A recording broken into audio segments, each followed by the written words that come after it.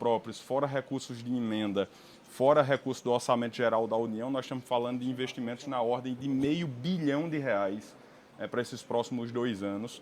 Então é muita coisa, tem muita obra para ser feita, tem muita ação e pensar em reeleição vai é só mais para 2 frente. mandatos, né, para terminar essas obras todas.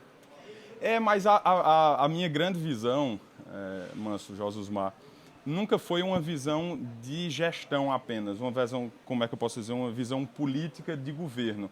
A gente tem procurado implantar uma visão de Estado. Porque por mais que eu tenha 4 anos ou, porventura, 8 anos, caso enfrente a campanha, caso seja reeleito, mas o que a gente construiu agora, o que nós construímos agora nesse primeiro ano, em matéria de organização fiscal, administrativa, está destravando os próximos 30 ou 40 anos da cidade.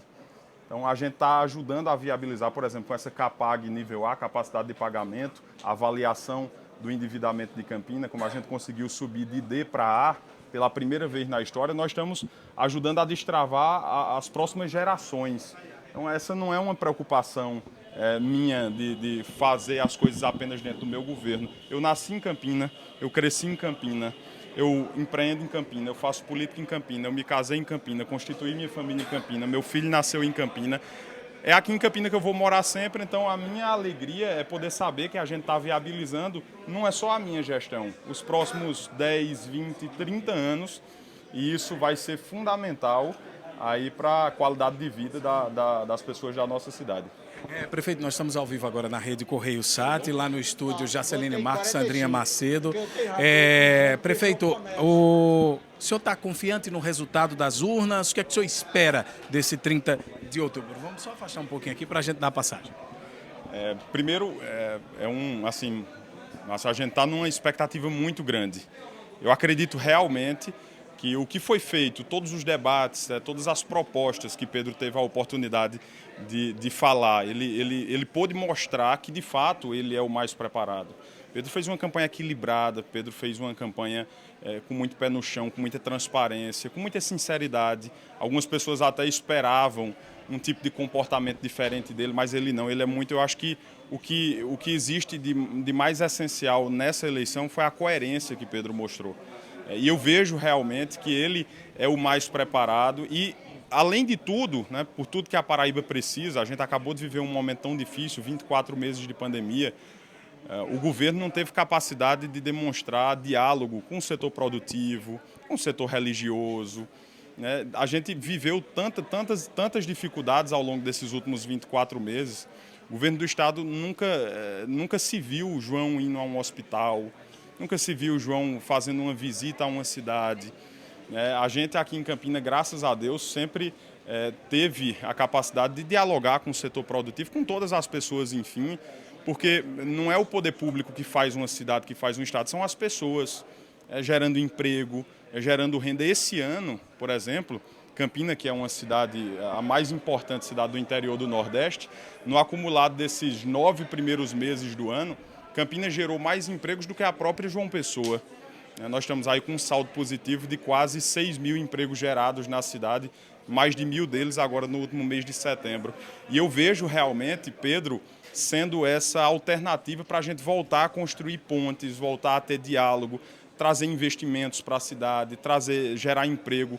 Houve um tempo, quando o governo do estado ele se dispunha a criar parcerias com Campina, que vieram para cá Fofex, Muriel, J. Anselmo, Coteminas, Alpargatas, vieram dezenas de indústrias gerar emprego aqui na cidade. Nesses últimos anos, nesses últimos 10 anos, me diga qual foi a empresa que foi atraída para Campina a partir de um estímulo, de um incentivo do governo do estado. Não tem. O que as pessoas querem não é só o lado político. O lado político é importante, mas o que as pessoas mais querem é solução para o dia a dia, é gerar emprego. O que as pessoas querem é trabalhar. E eu acredito realmente que com os investimentos que nós vamos fazer agora, fruto da organização administrativa que a gente pôde construir ao longo desse primeiro ano, nós vamos ter nos próximos 2 anos mais de R$500 bilhão em investimento. Construindo parcerias com o governo do estado para que ele dê incentivo, conceda incentivo de ICMS. A gente vai reforçar a vocação empreendedora, reforçar a vocação de Campina Grande, mas em especial do estado da Paraíba. A Paraíba tem muitas vocações positivas a serem exploradas.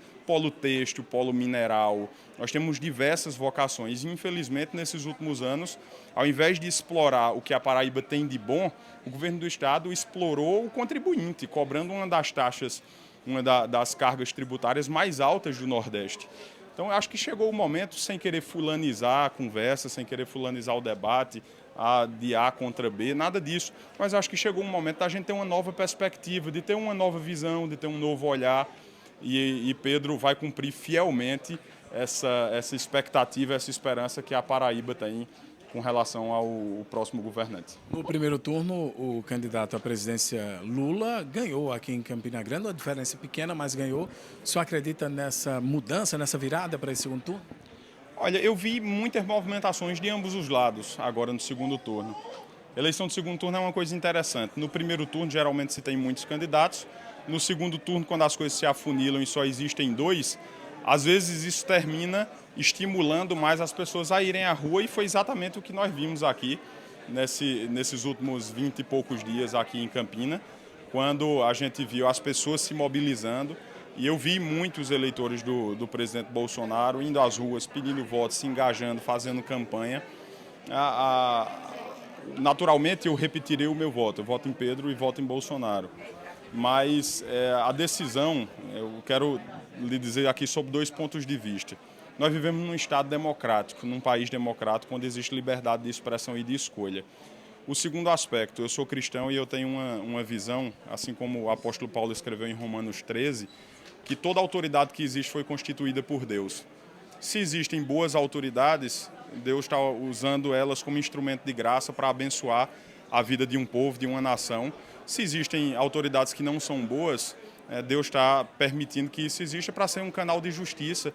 Então eu acredito na liberdade das pessoas, de escolha, e por isso, exatamente em defesa dessa liberdade, em defesa eu milito na política, respeitando opiniões divergentes, mas eu faço política exatamente para isso, para que as pessoas tenham liberdade de opinar, de ir e vir, que as pessoas tenham liberdade, essas liberdades que são essenciais, não só o processo democrático, mas a vida. Existe um direito natural. Antes que existisse Estado, existe vida, liberdade e propriedade, e nenhum governante, seja prefeito, governador ou presidente, pode ter o direito de interferir na vida, na liberdade e na propriedade das pessoas. Obrigado, prefeito. Jacelino, esse foi o prefeito Lima que vai votar e disse que vai demorar pouco, que ele